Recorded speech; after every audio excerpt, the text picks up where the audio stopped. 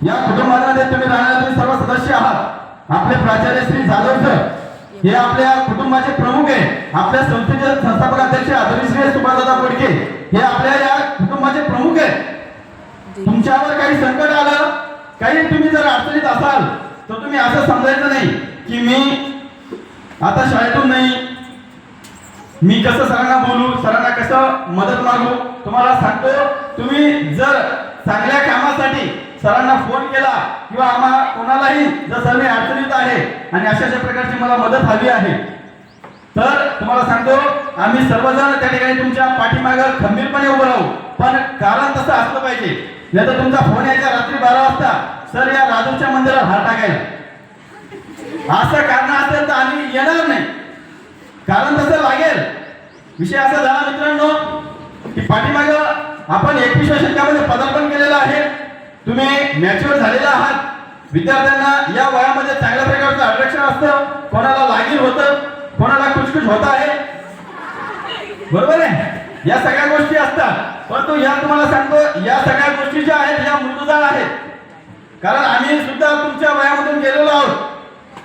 कारण या वयामध्ये जर तुम्ही भरकटले तर तुमचं आयुष्य जे आहे ते आयुष्य पुढे डायरेक्ट अंधारमय असणार आहे.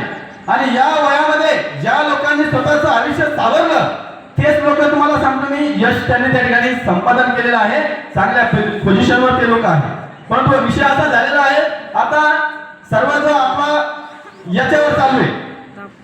त्याच्यामुळं प्राचार्य साहेबांना आपल्या पालकांच्या ग्रुपवर मेसेज टाकावे लागतात की मुलांकडे मोबाईल देऊ नका. ही धोक्याची घंटी आहे. कारण याच्यामध्ये चांगल्या गोष्टी सुद्धा शिकण्यासारख्या आहेत. पण आपण त्याच्यामधून चांगलं त्या ठिकाणी जे घ्यायचं ते घेत नाही आणि नको त्या गोष्टी करत बसतो. त्याच्यामुळे पालकांना सुद्धा सूचना द्याव्या लागतात की मुलगा मोबाईल मध्ये काय करतो, काय चॅटिंग करतो, काय बघतो याच्याकडे लक्ष द्या. कारण याच्यावर तुमचं फ्युचर त्या ठिकाणी अवलंबून आहे. त्यामुळे चांगल्या ज्या गोष्टी आहेत त्या तुम्ही त्या ठिकाणी घेतल्या पाहिजे. कारण आपलं ऋषी महाराज आदर्श विद्यालय जरी पत्राचं असलं तरी या पत्रामधून आम्ही हिरे घडवत आहोत. कारण ते हिरे जर तुम्ही इथून चांगल्या संभाजीनगर झालं, पुणे झालं, नांदेड झालं अशा वेगवेगळ्या विद्यापीठामध्ये तुम्ही शिकायला गेले तर तुम्हाला लोकांनी विचारलं पाहिजे अरे कोणत्या शाळेतून आला, पत्राची शाळा होती का, हे तुम्हाला लोक विचारणार नाही. पण तुझ्याकडे असलेलं जे नॉलेज आहे, जे टॅलेंट आहे त्या टॅलेंटवर तुम्हाला त्या ठिकाणी विचारलं जाणार आहे. आता मस्के सरांनी सांगितलं की साक्षी दीपक सिरसाट वर्ग 10वीची वर्ग 11वीची विद्यार्थिनी ग्रामीण भागामध्ये ज्यावेळेस सरांनी जाधव सरांनी क्रिकेट या ठिकाणी सुरू केलं होतं या मुलींचं, तुम्हाला सांगतो सरांना पालकाचे फोन येत होते की सर काय आहे क्रिकेट पुरी खेळतात का सर, पोरांचा खेळ येतो. आज अनेक संकट सरांच्या वाटेला आली, अनेक अडचणी आल्या. पालक मुलींना क्रिकेट खेळायसाठी तर पाठवत नव्हते. परंतु तुम्हाला सांगतो तरी सुद्धा सरांनी त्यांचं जे त्या क्रिकेट विषयी जे सातत्य होतं ते सरांनी चालूच ठेवलं आणि त्याचं आउटपुट आपल्याला असं भेटलं की आपली विद्यालयाची साक्षी दीपक सिरसाट आज हरियाणामध्ये खेळू राहिली. विषय शाळेचं नाव वाढलं. त्याच्यामुळे आपल्याकडे ज्ञान कमी आहे. मस्के सरांनी सांगितलं अभ्यासामध्ये कमी होती, काय हरकत नाही. पण तिनं आता असं अचिव्हमेंट प्राप्त केलेलं आहे. तुम्हाला सांगतो तिला 5% आरक्षण त्या ठिकाणी भेटणार आहे. आणि या 5% आरक्षणाच्या जोरावर साक्षी जर तिनं एमपीएससी ची परीक्षा जर दिली तर तुम्हाला सांगतो भविष्यातली क्लास 1 अधिकारी साक्षी त्या ठिकाणी झाल्याशिवाय राहणार नाही. एवढा तिनं तिचा फ्युचर त्या ठिकाणी ब्रँड बनवलेला आहे. विद्यार्थी मित्रांनो, शिकत असताना तुम्हाला शिकवत असताना अनेक प्रकारे शिक्षा तुम्हाला कराव्या लागल्या. कारण परिस्थिती त्या ठिकाणी तशी होती. कारण तुमचं आमचं काही भांडत नाही, बांधावं काही आम्ही तुमचा बांध पडला नाही, तुम्ही आमचा बांध पडला. परंतु भविष्यामध्ये तुम्ही चांगले घडावेत. एक कारण तुम्हाला सांगतो जर एक शिक्षक चुकला तर पूर्ण पिढी त्या ठिकाणी बर्बाद होते. मी नेहमीच माझ्या बोलण्यामध्ये मी सांगत असतो की जर डॉक्टर जर चुकला, एखाद्या पेशंटला ताप आला आणि त्या तापेच्या ऐवजी तर त्या डॉक्टरने त्याला डोक्याच्या गोळ्या दिल्या किंवा डोक्याचं इंजेक्शन दिलं तर ते मरण. एखादा न्यायाधीश जर चुकीचा खुर्चीवर बसवला आणि एखाद्याने साधा गुन्हा केला असता आणि त्याला डायरेक्ट जर फाशीची शिक्षा सुनावली तर त्या ठिकाणी तो सुद्धा त्या ठिकाणी बर्बाद होणार आहे. म्हणून एका शिक्षकाच्या हातामध्ये एक चांगली पिढी घडवणं एका शिक्षकाच्या हातामध्ये असतं. त्यानंतर मस्के सरांनी बोलताना सांगितलं की अहम जो आहे तो अहम तुम्ही अजिबात मनामध्ये आणायचा नाही. कारण विषय असा आहे की 10 एप्रिल 1912 मध्ये एका जहाजाचा प्रवास चालू झाला.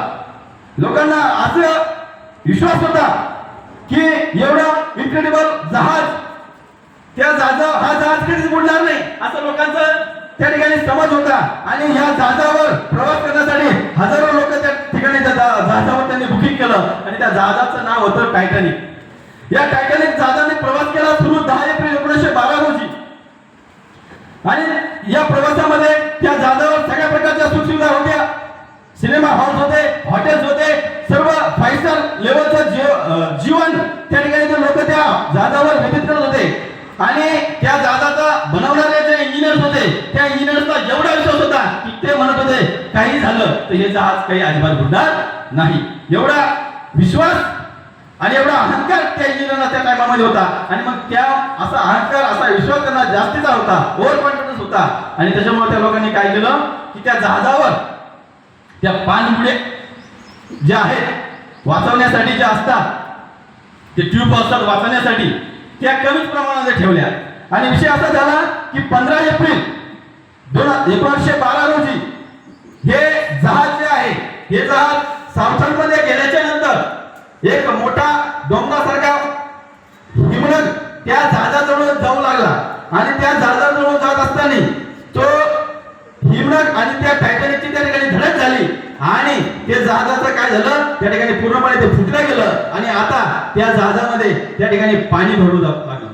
आणि पाणी भरू लागल्यामुळं लोकांना वाटलं की आपल्याला हे त्या इंजिनियर्सना वाटलं की आपण हे थांबवू शकू.